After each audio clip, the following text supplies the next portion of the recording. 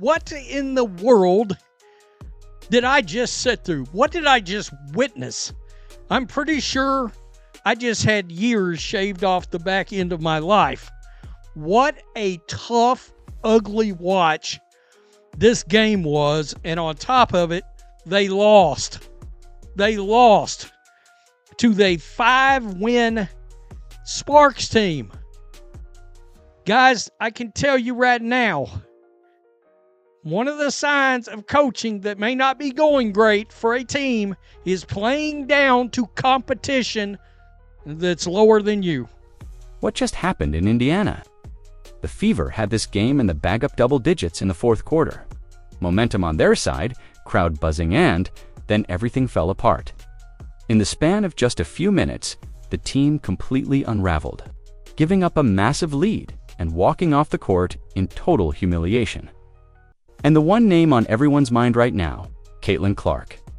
She wasn't on the floor, and the entire team looked lost without her.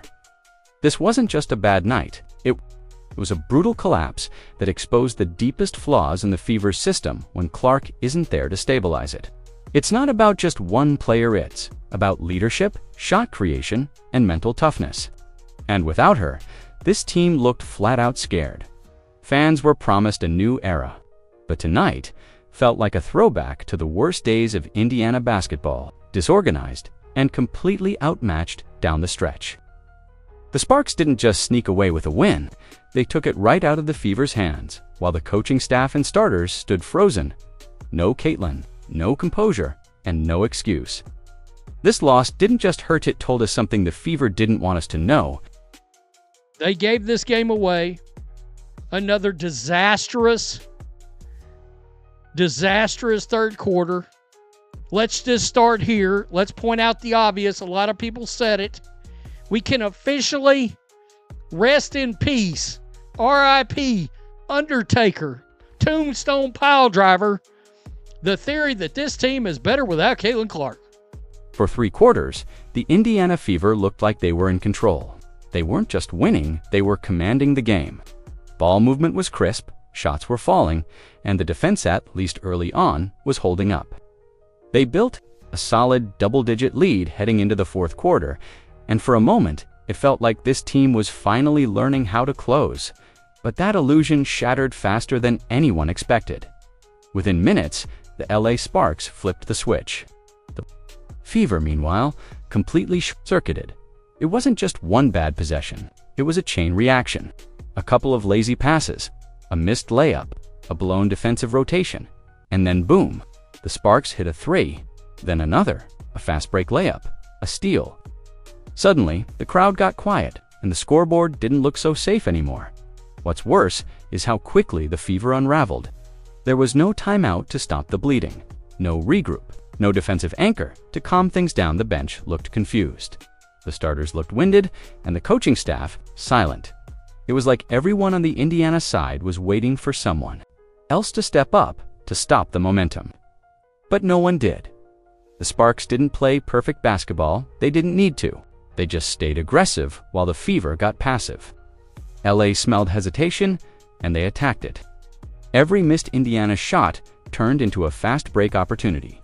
Every turnover became a dagger. And that big lead the Fever had worked so hard to build, gone, just like that. By the 5-minute mark in the fourth, Indiana looked like they were playing not to lose instead of playing to win. The ball stopped moving. Isolation sets took over. Open shooters hesitated, and defensively, they couldn't close out on anything. It was like watching a team slowly lose faith in itself right in front of your eyes. And while fans were begging for a lineup change or some fire from the sidelines, nothing came. Stephanie White didn't call a critical timeout when the run started. No defensive adjustments, no momentum killer. Just ... silence. It was as if the team hoped the clock would just run out before LA caught up. But the Sparks weren't going anywhere, they were just getting started. You don't blow a double-digit fourth quarter lead without multiple things going wrong. Fatigue, lack of leadership, coaching paralysis, it all collided at the worst possible moment, and it cost them a game they absolutely should have won. But even more damaging than the loss itself was what it revealed.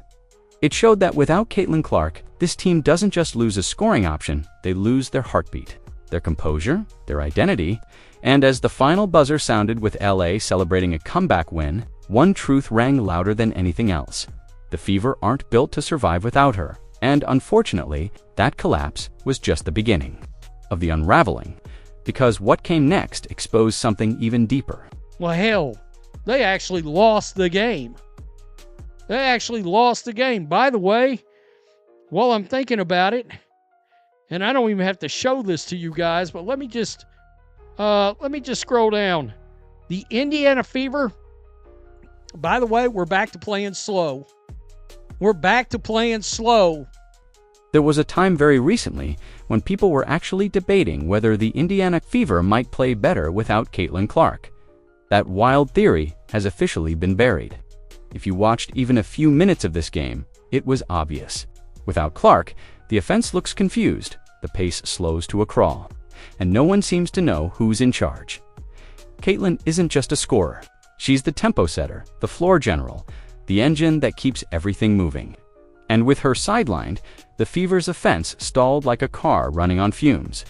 There was no sense of urgency, no creative spark, and most glaringly, leadership. Possession after possession felt aimless, dribble handoffs that led nowhere, half-hearted screens, forced shots late in the clock. The team looked like it was searching for answers they didn't have. Even when they had the lead, you could sense the imbalance. The execution wasn't clean, it was cautious. There was no one confidently directing traffic, no one demanding the ball in clutch moments. That's what Caitlin brings, even on off nights. Her presence forces defenders to stay honest, and it creates space for everyone else. Without her, defenses collapse, passing lanes vanish, and everything becomes harder. Aari McDonald tried to step into the lead guard role, but it didn't click. Her effort was their 8 assists, but she couldn't score. And with no one else creating offense, it was too much weight on her shoulders. The rest of the backcourt offered flashes, but not consistency. It wasn't a lack of talent, it was a lack of cohesion. No one filled the vacuum Clark left behind, and that's what makes this game so concerning. It's one thing to lose a star and struggle, that's expected. But the Fever didn't just struggle, they looked broken, like a team that forgot how to play without their centerpiece. The offense wasn't just slow, it was disconnected. Players looked unsure of their roles. Shot selection was all over the place. Even in transition, the team hesitated, unsure when to push and when to pull back. Clark eliminates that hesitation with her natural instinct and vision. When she's out there, the team has rhythm. Without her, it's noise. Let's be clear, players should not define your entire team. But Caitlin Clark isn't just any player. She brings gravity, energy, direction. And without her, the Fever didn't just lose, they dissolved. The fourth quarter collapse wasn't just about the Sparks getting hot. It was about the Fever being leaderless. Every missed shot, every turnover, every miscommunication, it all stemmed from a team that didn't know who to trust when things got tight. And that's the terrifying part. If this team can't function without one player, then they're not built to contend, they're built to survive. The question now isn't just how long Clark will be out, it's how long this team can hold it together without her. Because if this game is any indication, the answer might be not very long. And Stephanie White's game plan or lack of one only made it worse. When a team collapses like the Fever did, you have to look at the bench, and in this case, all eyes turned to head coach Stephanie White. Because as the fourth quarter lead slipped away, as the Sparks kept scoring, and as the Fever stumbled through empty possessions, one thing stood out more than anything else. There was no response, no adjustments, no leadership, nothing from the coach's seat, but silence. Let's start with the timeouts. When you're watching a double-digit lead vanish in real time, any seasoned coach knows you stop the clock, regroup your players, and kill the other team's momentum. But White didn't do that. Not when the run started. Not when the lead disappeared. By the time she finally called one, it was too late. The damage was done. The energy had shifted. La believed they could win, and Indiana looked like they had already lost. And what about substitutions? Michaela Timpson was one of the few players showing real defensive grit in the second half. She had blocks, rebounds, energy, but she got benched during the most crucial stretch of the game. Why? Nobody knows. And that's the problem. Fans and analysts are left scratching their heads while one of the team's top interior defenders sat on the sidelines as LA drove into the paint possession after possession. This wasn't a one-time oversight. It was part of a pattern. Stephanie White slowed the team down after their best games. After running and gunning against the Aces and showing what this team could be in transition, she went right back to the grinded-out half-court sets that have never worked for this roster. This team was built to move, built to attack, built to run. But instead, they walked the ball up, burned the shot clock, and handed all the momentum back to LA. And when the offense got stuck, no new play calls, no creative sets, just more isolation, more dribble handoffs that led nowhere, and more wasted possessions. Fans could see it. Commentators were calling it out live.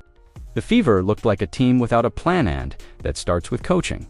You'd think after back-to-back third-quarter disasters in previous games, White would have come in with better halftime adjustments. Instead, the Sparks dropped 28 points in the third. Again, no change in rotations, no defensive switch-ups, just a hope that things would somehow fix themselves. That's not coaching, that's watching. And perhaps the most telling moment came at the very end of the game. Fever called a timeout with seconds left on the clock. Perfect time to draw up a last-chance play, right? Except there was no play. Players looked confused coming out of the huddle. The possession that followed was pure chaos. No spacing, no movement, just a forced shot and another wasted chance. Stephanie White didn't just get outcoached, she got exposed. In a game where leadership from the bench was everything, she offered nothing. And now, the questions are getting louder, because the truth is, coaching cost the Fever this game as much as anything else.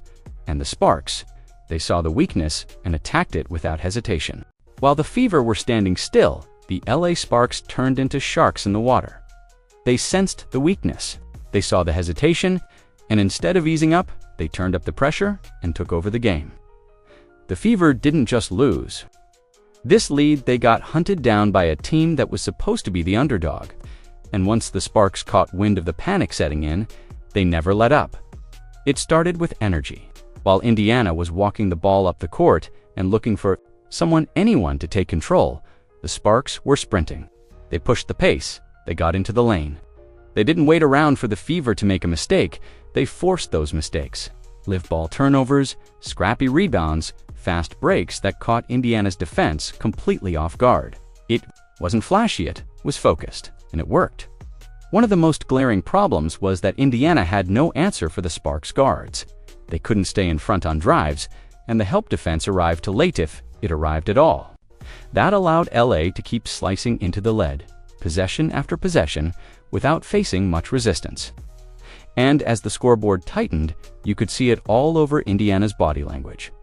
Shoulders slumping, players looking at the bench, no communication. The lead was shrinking, and so was their confidence. And then there was Rickea Jackson. She was the closer. In the final 3 minutes of the game, she went straight at the Fever's soft spots. She hit contested shots, she got to the rim, she made Indiana's defenders look flat-footed and overwhelmed. When the game was on the line, she played with purpose, and the Fever let her do it. What's worse is that Indiana didn't make a single adjustment to stop her. No trap, no switch, no double team, just the same matchup, play after play, and the same result.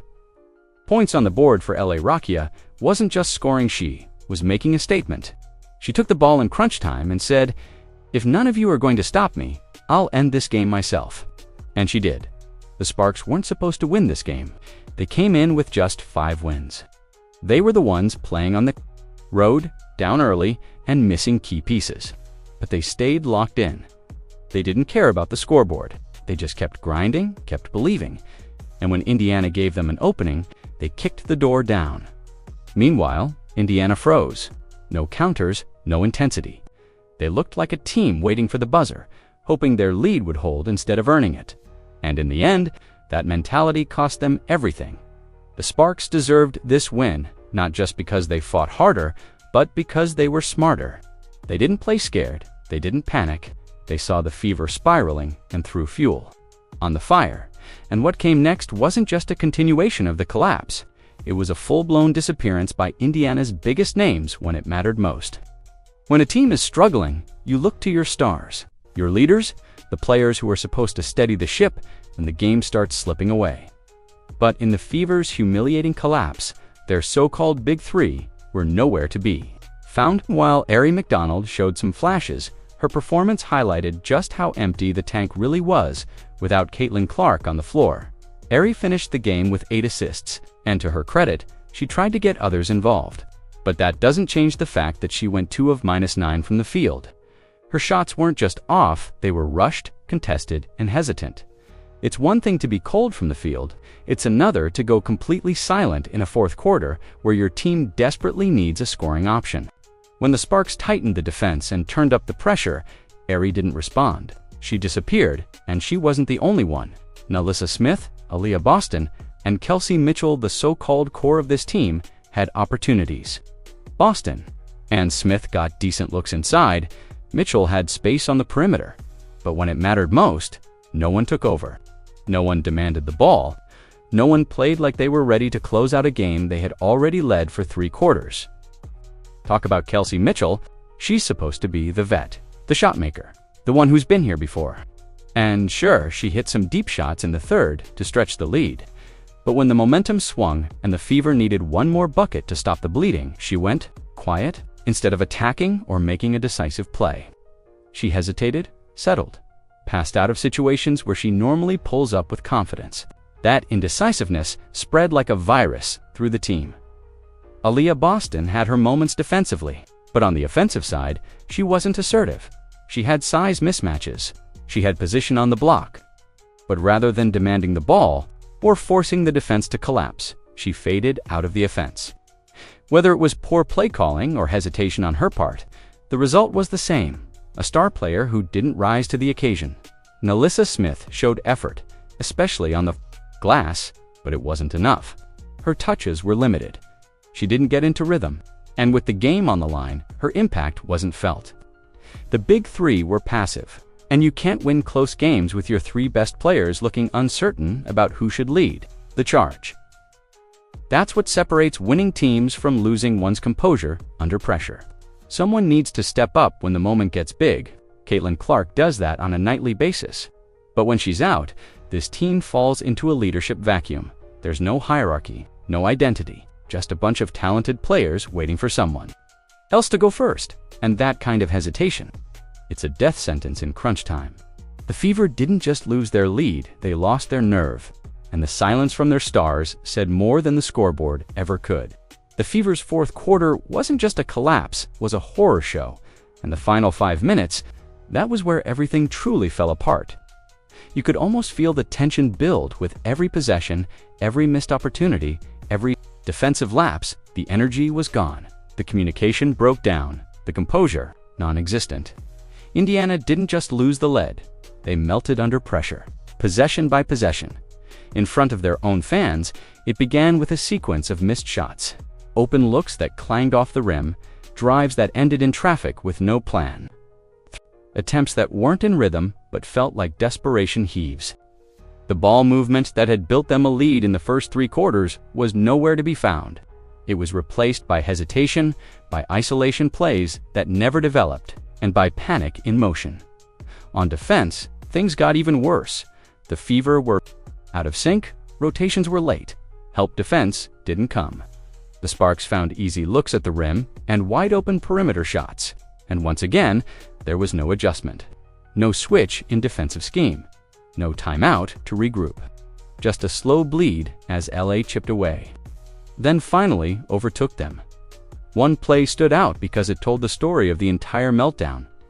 With the Fever up by 2 and barely over a minute remaining, they came out of a timeout and did nothing. No clear action. No set. Just aimless passing until the shot clock nearly expired. Then a rushed jumper. Brick. The Sparks grabbed the rebound, sprinted the other way, and scored. Tie game. All momentum gone. And let's not forget the turnovers. In the last 3 minutes alone, Indiana coughed up the ball multiple times, some from bad passes, others from miscommunication. A simple handoff at the top of the key got bobbled and stolen. Another possession ended in a forced inbound that sailed over a player's head and out of bounds. It was like watching a team forget how to play basketball in real time. Meanwhile, the Sparks were cool, composed, and clutch. They hit their free throws, they executed simple plays. Nothing fancy, just smart basketball. And that's what hurt. The most LA didn't need to be brilliant. They just needed to be steady. And Indiana couldn't even manage that. No one on the Fever stepped up in those final minutes. The coaching staff didn't guide them. The veterans didn't take control. The young stars didn't assert themselves. It was a complete collapse of leadership and execution. And when the buzzer sounded, it wasn't shock on the player's face. SID was resignation. They knew they'd let one slip. No, scratch that. They threw it away. Games like this don't just sting, they linger. They leave scars. Because every player on that bench knows they had the game in their hands. And instead of closing it, they watched it vanish in slow motion. And what's worse, this wasn't a fluke, because the cracks that showed tonight have been building for weeks. And the bigger question now is whether this team can survive the storm that's coming. This wasn't just one bad night. It wasn't just a fluke loss or a cold shooting stretch. What happened against the Sparks raised a serious, uncomfortable question. Is this who the Fever really are when Caitlin Clark isn't on the court? What we saw wasn't just a team missing a star, and that's a much bigger problem than any single loss. Caitlin Clark has been the face of this franchise from the moment she was drafted. She changed the pace. She brought the swagger, but she also masked a lot of this team's deeper issues. The lack of playmaking depth, the inconsistent shooting, the shaky in-game and what's left, a team that struggles to push the tempo, can't reliably space the floor, and doesn't know how to finish games. That's not a minor fluke, a foundational concern. Think about it. When the Fever dominated the Aces, it was fast-paced, energetic, free-flowing basketball. That's Clark's fingerprint all over it. But when she's not there, suddenly, the team slows to a crawl. Half-court possessions drag on. Nobody looks comfortable initiating the offense. Even basic transition opportunities are missed. The entire offensive identity vanishes, and with it, the confidence. This game wasn't the first sign. Even in previous matchups where Clark played fewer minutes, the drop-off was noticeable, reactive instead of aggressive. And yet, nothing's been done to solve it. No backup plan, no clear second leader, no system that allows this team to function without her driving the bus. That's not a sustainable model, especially for a franchise trying to rebuild and become a legitimate contender. The playoffs when teams trap her and force others to make plays. If this team can't establish an identity beyond Caitlin, they're not going far. This is also a coaching challenge. It's Stephanie White's job to build a system that can survive. Without one player, no matter how elite she is. Every great team has contingency plans. They have culture. They have a way of playing that doesn't fall apart because one piece is missing. Indiana clearly doesn't, and that's not on the players alone, that's on leadership. The truth is, Clark's brilliance has been covering up the cracks. Her ability to stretch the floor, control tempo, and make tough shots has hidden a lot of what's missing from this roster. But when she's out, those cracks turn into craters. So now the question isn't just how they lost this game. The question is whether this loss revealed who they truly are beneath the surfacer. Team still searching for its soul the moment its star steps off the floor, and the fans. Indiana Fever fans didn't show up this season expecting a perfect team. They didn't think the road would be easy. But what they did expect, what they were promised, was growth, grit, and a team that would fight to win every night. Instead, what they witnessed in this latest meltdown was a franchise folding in real time. And now, fans aren't just frustrated, they're furious. You could feel it in the crowd as the lead slipped away. The energy that had built up for 3 quarters vanished in the fourth. The chants died out. The applause turned into stunned silence. Then came the groans, the headshakes, and finally, the boos. Not because fans are disloyal, but because they care. Because they see the same thing we all see, a team that has no business losing like this. This wasn't a rebuilding roster getting overpowered by a super team. This was the Fever blowing a lead at home to a 5-win LA Sparks team that should have been an easy victory. And worse, it happened with no visible accountability, no passion from the bench, no urgency from the players on the floor. It was as If the entire organization was waiting for someone else to save the game, the frustration goes deeper than just one night. Fans have been patient. They've watched this team fumble away winnable games. They've sat through dry scoring stretches, erratic lineups, and confusing coaching decisions. They've rallied behind Caitlin Clark, hoping she would be the spark that reignites the franchise and she has been. But when she's not on the court, fans are seeing a team that plays like it's lost, and that's inexcusable. The messaging from the franchise has been about progress, culture, and building something sustainable. But what does it say when your entire identity vanishes without one rookie player? What does it say when your coaching staff makes the same mistakes game after game? And what does it say when your veterans can't carry the team through a rough patch? It says there's a problem and the fans know it. They're not overreacting. They're holding the team accountable. This isn't just about losing games, it's about losing trust. When fans show up by the merch chant for their team and get invested, they expect effort, they expect urgency, and above all, they expect accountability. But right now, they're not getting any of that. Social media is already ablaze with calls for changes on the sidelines, in the rotations, even in the front office. It's not just noise, it's a reflection of how much this fan base cares, and they're tired of watching potential get wasted, night after night.